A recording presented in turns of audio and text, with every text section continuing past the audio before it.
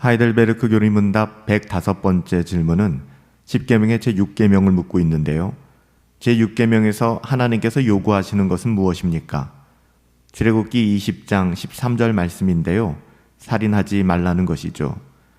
우리는 자신 있게 이 6번째 계명만큼은 잘 지키고 있다고 확신하며 살아갑니다. 맞아요. 우리 가운데 법적인 살인자는 없을 거예요. 그래서 우리는 더더욱 이 살인하지 말라는 계명을 그 어떤 계명보다도 쉽게 생각하게 되는 것 같습니다. 하나님께서 6번째 계명을 통하여 생명에 관한 2가지 말씀을 하고 계신데요. 첫째는 인간의 생명이 가진 거룩함, 신성함이에요. 성경은 하나님께서 인간을 하나님의 형상에 따라 창조하셨다라고 말씀합니다. 이것을 라틴어로 이마고 데이라고 얘기하는데요. 이 이마고 데이, 이메이지 오브 갓이죠. 하나님의 형상대로 창조되었다. 그래서 인간의 생명이 귀중한 것입니다. 소중한 것입니다. 왜요?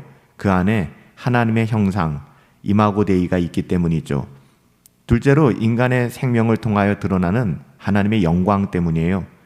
인간의 삶, 인간의 생명은 하나님의 영광을 찬양하고 찬미하도록 하나님에 의해서 인간에게 주어진 것이죠. 이것이 인간의 궁극적인 창조 목적이에요. 그렇기 때문에 그 생명을 빼앗는 것은 하나님의 영광을 도적질하는 것과 같습니다. 부당하게 생명을 취하는 것은 하나님의 주권에 대한 도전이죠. 살인은 생명의 주인 대신 하나님의 존엄과 영광을 침해하는 것입니다. 그렇다면 살인하지 말라, 이 6번째 계명이 의도하는 바 하나님께서 말씀하시고자 하는 것은 무엇일까요? 우리는 그 열쇠를 율법을 주신 분, 하나님 자신이신 예수님께서 해석하신 것에서 찾을 수 있습니다. 우리가 잘 아는 선한 사마리아 사람의 예를 들어볼까요? 이 말씀이 제6계명과 무슨 상관이 있을까요? 한 사람이 여리고로 내려가다가 강도를 만나서 거의 죽게 된 채 버려졌습니다. 이곳을 지나던 사람들이 등장하는데요. 첫째는 제사장입니다. 그는 그냥 지나쳤어요. 그 다음은 레위인, 그 역시 그냥 지나쳤습니다. 이유는 우리가 여러 가지로 생각할 수 있습니다. 하지만 그럼에도 불구하고 이 2 종류의 사람들은 거의 죽게 된 사람을 그냥 보고 지나갔다는 거예요. 이게 중요합니다. 이것은 물론 살인 행위라고 할 수는 없습니다. 하지만 이것은 6번째 계명, 살인하지 말라라는 이 계명에 대한 소극적인 불순종의 대표적인 예라고 할 수 있어요. 그들은 생명이 죽게 된 것을 전혀 돌아보지 않았습니다. 그러므로 말미암아 6번째 계명을 범한 것이죠. 적극적인 살인, 즉 적극적인 불순종만 계명을 범하는 것이 아니라 소극적인 불순종도 동일하게 6번째 계명, 생명의 신성함과 하나님의 영광을 범하게 된다는 것이죠. 하지만 이 이야기는 적극적인 순종의 이야기도 담고 있습니다. 유대인들에게는 개처럼 취급당했던 사마리아 사람이 마침 그 길을 걸어가다가 강도 만난 사람을 발견하게 되고 그를 태워 여관에 데리고 가서 자기의 돈으로 그를 치료하게 하고 주인에게 충분한 비용을 지불한 채 그의 숙소까지 마련하게 됩니다. 이 사마리아 사람이 보여준 것은 오늘 이 6번째 계명에 대한 적극적인 순종이라고 할 수 있어요. 6번째 계명과 같이 살인하지 말라, 하지 말아라 라는 부정적인 명령을 우리가 어떻게 긍정적인 언어로 바꿔내냐, 이것이 굉장히 신앙에 있어서 중요합니다. 하지 말라, 이것은 최소한의 의미이고요. 이 의미 속에는 무엇을 담고 있느냐? 하나님의 뜻은 적극적으로 선을 행하라는 것입니다. 적극적인 순종을 요구하는 것이죠. 살인하지 말라는 데 머무는 것이 아니라 내 이웃을 내 몸같이 사랑하는 지경까지 가야 한다는 것입니다. 하나님의 자녀들에게 하나님께서는 너희는 그렇게 하지 말아라, 내 이웃을 사랑하라 라고 말씀하셨습니다. 우리가 소극적인 의미에서 본다면 이 6번째 계명을 범하고 살인을 일삼으며 살아가게 되는 것이죠.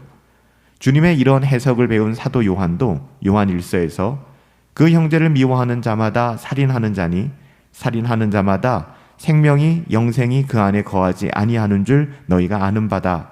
요한 1서 3장 15절에 이렇게 증언하고 있습니다. 살인자는 하나님 나라에 합당하지 않습니다. 살인자가 반드시 그에 상응한 벌을 받아야 한다는 것은 세상의 법의 이치로도 너무나 당연한 것인데 하물며 의의 심판자이신 하나님 앞에서 우리가 무슨 말을 더 할 수 있겠습니까? 우리는 모두 살인자요 제6번째 계명을 범한 사람들입니다. 그러나 성경은 이 나쁜 소식 앞에서 우리에게 복음을 제공해주고 있습니다.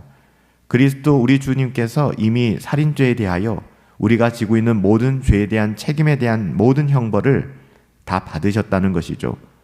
그리고 사람의 몸을 입고 이 땅에 계실 때에 구약의 율법을 1.1획도 어김없이 행동으로만이 아니라 그의 마음으로 온전하게 지키심으로 하나님 나라에 들어가는 자들에게 요구되는 하나님의 의를 만족시켜 주셔서 우리를 하나님 믿는 하나님의 자녀로 하나님 나라의 상급을 허락하여 주셨다는 거죠. 이것을 잊어서는 안 돼요. 하나님의 은혜가 우리의 그 어떤 죄보다도 훨씬 더 크다는 사실을 우리는 날마다 기억해야 합니다. 이게 복음이거든요. 하나님께서는 결코 우리가 십계명의 몇 %를 지켜서 가질 수 있는 의로움 따위에 감동하지 않으세요. 하나님이 요구하시는 의로움은 완전한 의로움입니다. 우리는 그리스도께 나아감으로써 그 의로움을 얻고 하나님 앞에 서게 될 때에도 우리는 오직 그리스도의 그 의로움만으로 붙들고 설 수 있게 될 거예요. 우리가 6번째 계명에 안전하다라고 생각할 것이 아니라 우리는 날마다 범죄하고 살인할 수밖에 없는 죄인인데 그런 우리에게 하나님의 은혜를 주셔서 하나님의 자녀답게 선으로 악을 이기며 살아갈 수 있도록 선한 사마리아인과 같이 우리가 그런 인생 살아갈 수 있도록 우리에게 생명을 주셨습니다. 오늘도 하나님의 말씀을 하지 말아라 하는 금지 명령을 우리가 어렵게 지켜나가는 것이 아니라 이것을 긍정의 언어로 바꾸어서 적극적으로 악을 선으로 갚으며 선으로 악을 이기며 그렇게 하나님의 자녀답게 살아갈 수 있게 되기를 예수님의 이름으로 축복합니다. 살아계신 아버지 하나님, 우리에게 살인하지 말라 하셨습니다.